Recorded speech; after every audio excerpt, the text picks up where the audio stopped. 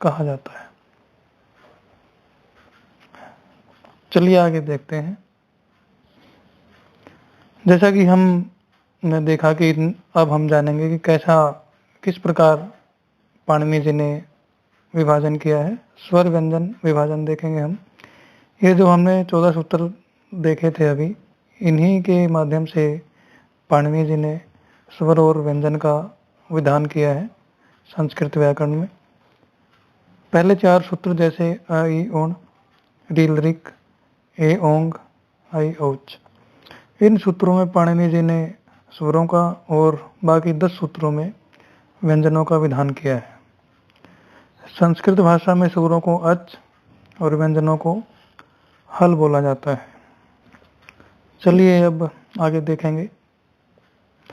अब ये जो वर्ड आया है प्रत्याहार, प्रत्याहार का अर्थ होता है संक्षिप्त कथन, यानी यदि कोई बात अगर हम वर्णों को जैसे लिखते हैं अलग अलग तो बहुत लंबा समूह हो जाता है, तो हम उनको छोटा करके कैसे लिखते हैं, ये पाणिनि जी ने बताया है।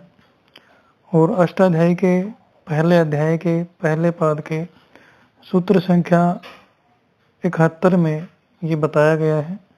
और इसका एक सूत्र है जो कि लिखा हुआ है आदिरंत्येन संहिता। अब हम इस सूत्र की वृत्ति देखते हैं, व्याख्या किस प्रकार है। अंत्येन इता आदिर मध्यगा नाम स्वस्य च इत संज्ञा स्यात्।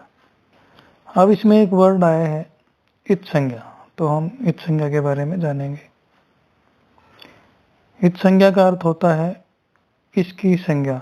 इत संज्ञा, इत मतलब इसकी संज्ञा, अर्थात जो वर्ण सूत्र के अंत में होता है उसकी इत संज्ञा होती है। इन 14 सूत्रों में जो भी अंतिम वर्ण है, जैसे अ ई उण में अणाह,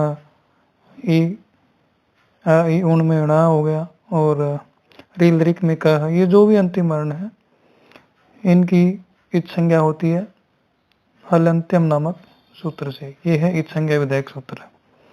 और फिर जिस भी वर्ण की इत संज्ञा होगी उसका तस्य लोपः से लोप हो जाएगा।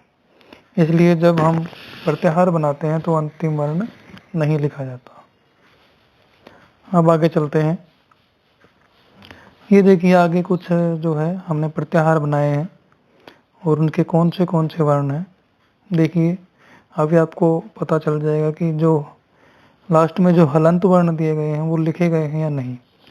जैसे हमने बनाया है अच प्रत्याहार। अच प्रत्याहार में अच का मतलब होता है स्वर, और अच प्रत्याहार में सारे स्वर आएंगे अ ई उ री री ए ओ ऐ औ। आगे देखिए अक, आ ई उ री री। उक प्रत्याहार है उ री और री।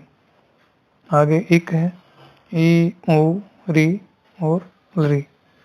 आगे इच है ई उ री री ए ओ ऐ औ। अब हमने जितने भी प्रत्याहार बनाए हैं ये, इनमें किसी में भी अंतिम वर्ण जो है नहीं लिखा गया, क्योंकि वो सारे अंतिम हल हैं। अच में देखिए च हलंत है तो यहाँ नहीं लिखा गया। अक में कै हलंत है, यहाँ नहीं है।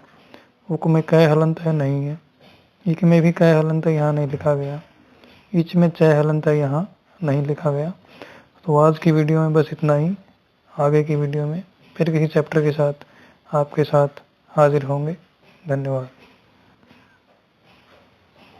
वीडियो देखने के लिए धन्यवाद। यदि आपको पसंद आए तो इसे लाइक करना और